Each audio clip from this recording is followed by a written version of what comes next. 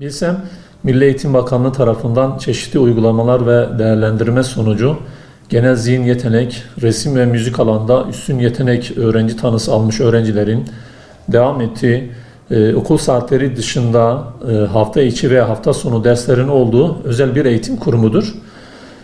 Bilsemler okulun yerini tutmayan, okul saatleri dışında hizmet veren bir anlamda destek eğitim kurumlarıdır. Bilsem'e kayıt hakkı amacıyla yapılan faaliyetler için öncelikle bizler sınav ibaresini değil, uygulama kelimesini daha uygun bulmaktayız.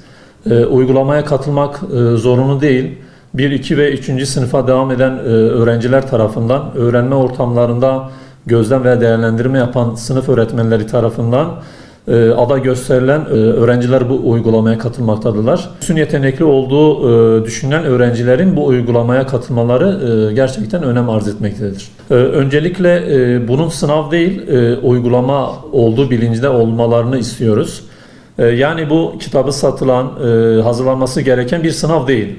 Tam aksine öğrencinin kendini rahat hissedip maksimum performans göstermesi gereken uygulamalar olduğu için velilerimizden beklentimiz çocuklarını kaygıya düşürecek davranışlardan sakınmaları ve olumsuz bir sonuç halinde veliler nezdinde değersiz olacaklarına dair bir algı oluşturmamalarına dikkat etmeleri gerekiyor. Çünkü çocuklarımız ailelerinden sınav başarısından bağımsız olarak kendilerini değerli görmelerini beklemektedirler. Bu değerlilik algısına sahip çocuklar yetiştirmek en önemli amacımız olmalıdır.